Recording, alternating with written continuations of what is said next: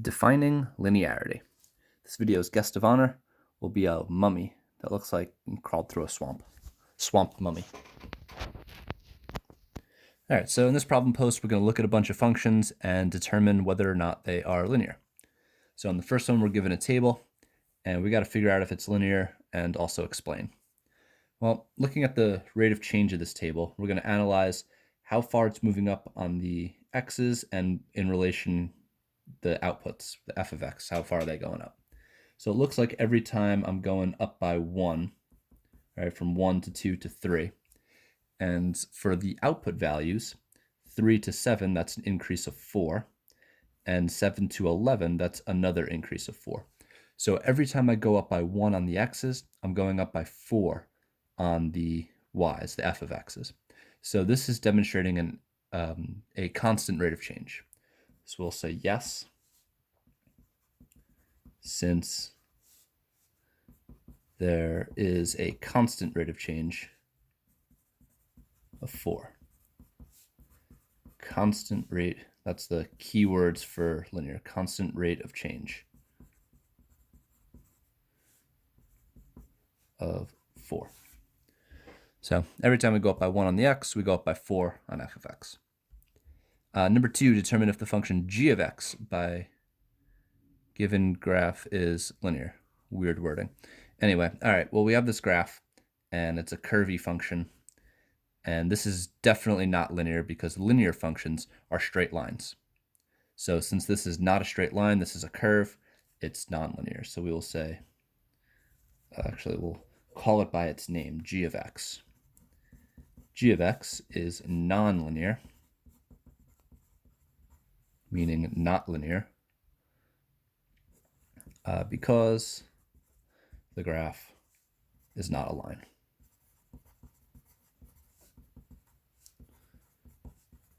Will be redundant, not a straight line. All right, linear functions look like straight lines. This is a curve. This actually looks like a cubic function next to the third power, but we don't really talk about that in Algebra 1. Moving on, number 3. Jackie is selling lemonade. Her profits can be modeled by the function p of c. Determine if this function is linear and explain how you know.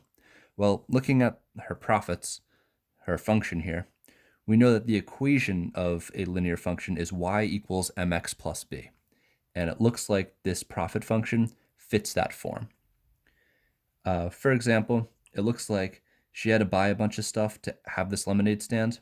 That's this negative 13.97. She probably had to spend this amount of money, you know, setting up the table, getting cups and a pitcher and some ingredients for lemonade. And it looks like she's selling lemonade for $2.50 a cup. So this is her profit function. We'll say yes. Determine the function linear, yes. Since it is of the form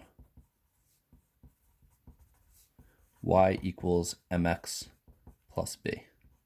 So here's your average rate of change, your slope, $2.50 per cup, and your y-intercept, negative 13.97. That's your value for b. So we would call this m, and this would be b. Lastly, number 4, we're going to have to calculate some rates of change and determine if the function is linear. Well, I'll tell you right now, this is definitely not linear because it's got x squared in it, and that's not of the form y equals mx plus b. But we'll show why it's not linear based on the average rate of change. So to calculate average rate of change here, we're going to need some outputs for 0 and 2. So let's find, what is this, f of x, so f of 0. We'll do 0 squared minus 3 times 0. That's just going to give us 0. And then we have f of 2. That's going to be 2 squared minus 3 times 2, which is going to be 4 minus 6, which is negative 2.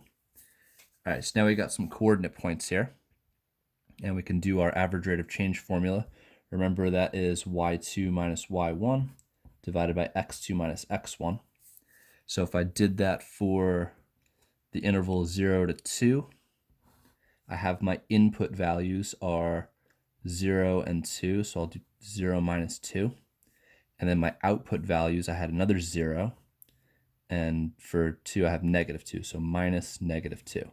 Watch out for that double negative there, right? So this minus sign is part of the formula, and this minus sign is part of that -2. So minus -2. Parentheses can help you visualize. So 0 minus -2 is a +2. 0 minus 2 is a -2. So +2 divided by -2 will be a -1. So here's part A. Part A gives me a rate of change of -1. Let's do part B down here. We'll have to do the same thing, get some outputs for the inputs 2 and 4. So I'll find f of 2. Well, we just did f of 2 right here, and we got -2, so we'll skip right to that. And then we have to do f of 4. So I'm going to have to plug this 4 into this function. So we'll do 4 squared minus 3 times 4. 4 squared is 16. 3 times 4 is 12. 16 minus 12 will give us 4. All right, now we'll go to our rate of change. We're going to use this formula again. Minus the y's on top, minus the x's on the bottom. So 2 minus 4 on the bottom, and -2 minus 4 on the top. So that gives us a -6. This is going to give us a -2. -6 divided by -2. Now that's going to be a positive, and we'll get 3. So rate of change for interval B is 3. Rate of change for interval A is -1. And in C, it says use your results from A and B to explain why f of x is not linear. Well, if it was linear, that means the rate of change would always be the same.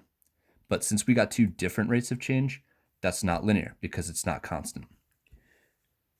So we'll say f of x, this is part C right here, f of x is not linear or nonlinear since it does not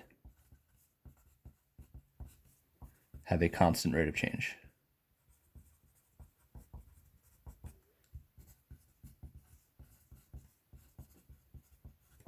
Right, because 3 is not equal to -1.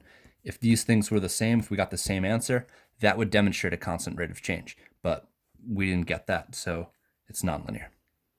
All right, be sure to fill out a self-rating, number 1 through 4, assessing your ability to find the rate of change of a function and determine if the function is linear or nonlinear after watching the video.